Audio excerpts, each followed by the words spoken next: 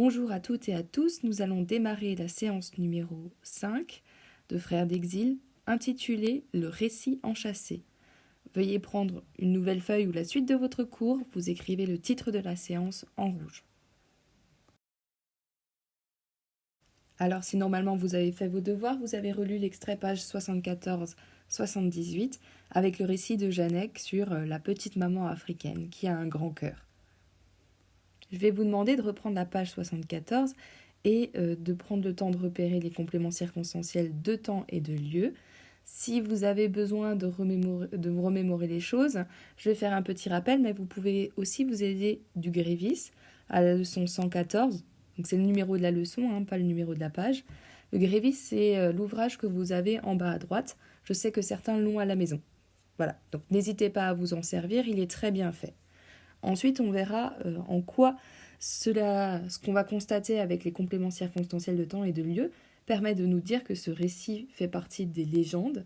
Et enfin, on va s'interroger sur le but précis de ce récit. Alors, pour rappel, les compléments circonstanciels, ce sont des compléments de la phrase, donc qui ne sont pas rattachés à un mot, mais à la phrase en entier. Ils sont supprimables, ils sont déplaçables, et ils donnent souvent donc là des indications de temps ou de lieu par rapport à la phrase. Donc je vais vous demander de mettre pause et de recopier ce petit rappel dans votre cours au stylo vert. Vous allez maintenant prendre la page 74 et chercher à repérer vous-même les compléments circonstanciels de temps et de lieu donc, qui sont présents uniquement sur la page 74. Vous en faites un relevé complet, d'accord, et vous indiquez à côté s'il s'agit de temps ou de lieu. Je vous conseille de mettre pause. Il y a un peu après la correction, mais c'est quand même bien de savoir si vous êtes capable de les trouver seuls.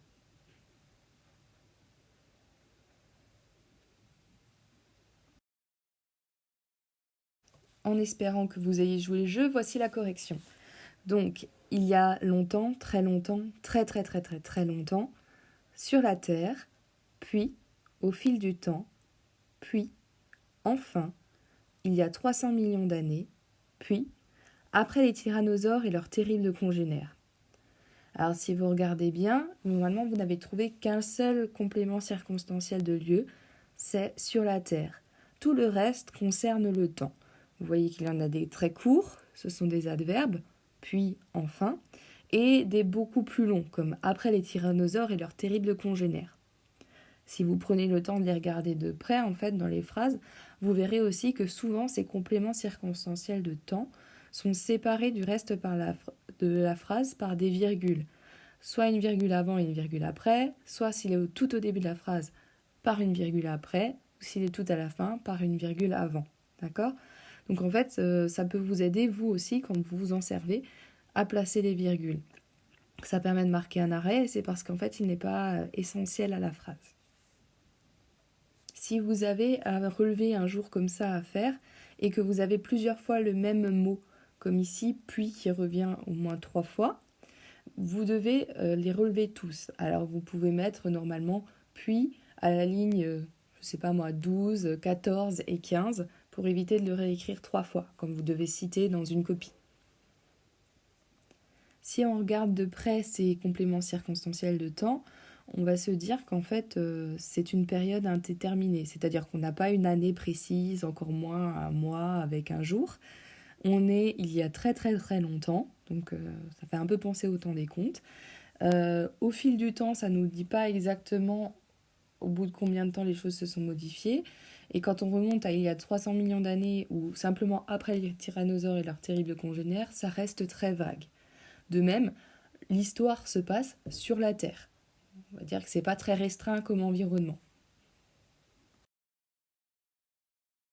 Les compléments circonstanciels de temps et de lieu nous permettent donc de dire que ce texte s'apparente à une légende, puisqu'il s'agit d'une époque lointaine et indéterminée, et d'un lieu vague. Alors une légende, j'en rappelle la définition, c'est un récit populaire, traditionnel, plus ou moins fabuleux. Donc pour cette partie-là, populaire, ça veut dire que ça concerne le peuple, les traditions vous connaissez, et pour le fabuleux, c'est la partie inventée ou non. On dit aussi que c'est une représentation populaire de faits ou de personnages réels, déformés ou amplifiés.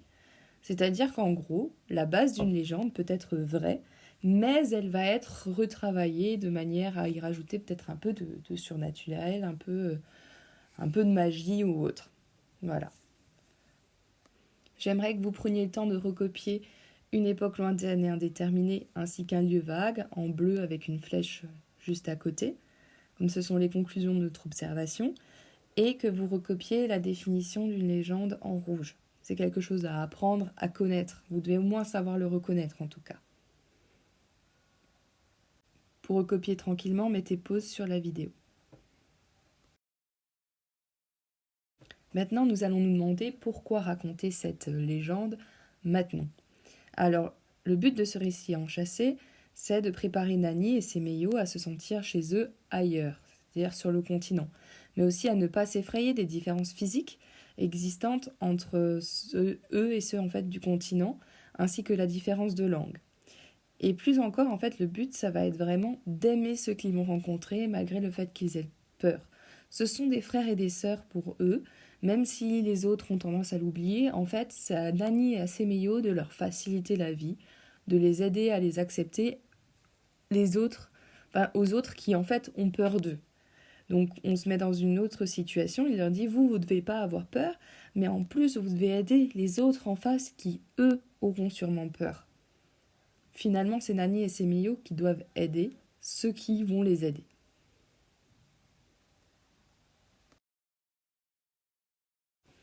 Alors maintenant, je vais vous expliquer pourquoi depuis le début de cette séance, je parle de récit enchâssé.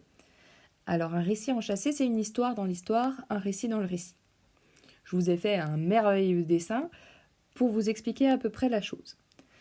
En fait, si vous regardez, vous avez un cadre noir dans lequel j'ai écrit récit enchâssant ou récit cadre. Le narrateur, c'est Enoa. On en avait parlé précédemment. On avait identifié qu'il était le narrateur du récit en général.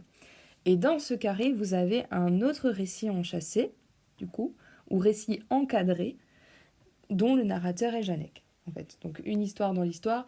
Le récit enchâssé, c'est un peu le principe de l'image de la vache qui rit sur la boucle d'oreille de la vache qui rit sur la boîte de la vache qui rit.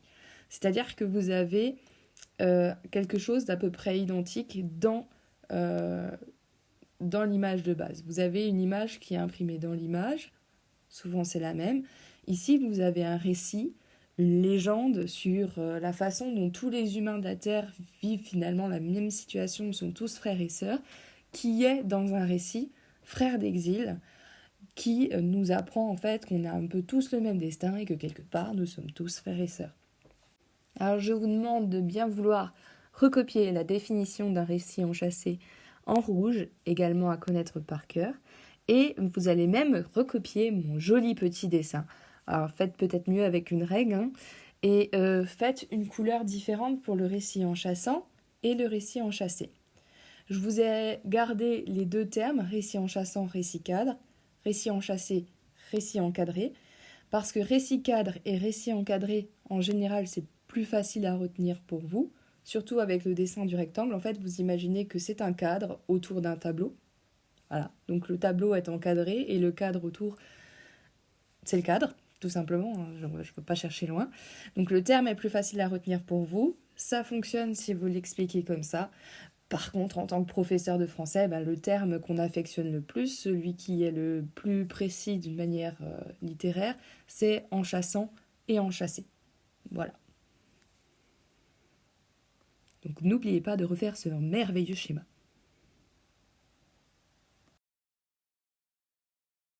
Courage, on arrive au bilan, vous avez bientôt fini d'écrire. Donc, le bilan, je le lis avec vous. Ce récit enchâssé est là pour permettre à Nani et Semeyo d'accepter leurs frères et sœurs humains, peu importe leur réaction, mais il vise également le lecteur. Ce récit est raconté comme une légende expliquant la création et l'évolution de l'être humain. C'est donc également notre histoire. Logique, on est des êtres humains. L'auteur se sert donc de cette situation pour rappeler également au lecteur que nous sommes tous des humains, que ce que finalement Nani et Semeyo vivent, nous pouvons le vivre, et ils sont là placés comme auditeurs de Janek, comme nous on est placés en tant que lecteurs, on découvre le même récit ensemble, on est placés en fait sur le même plan. pensez bien à recopier ce bilan en rouge, à souligner tout ce qui est souligné car c'est à apprendre. On retient que le récit, l'histoire dans une histoire, ça s'appelle un récit enchâssé. Que le but, c'est de nous faire accepter, donc de faire accepter à Nani et Séméo, mais aussi à nous, nos frères et sœurs humains, d'accord? Et que pour ça, on se sert d'une petite histoire qui est une sorte de légende dont le temps et le lieu ne sont pas vraiment déterminés. Voilà, c'est tout pour aujourd'hui. Je vous souhaite une bonne journée. Au revoir.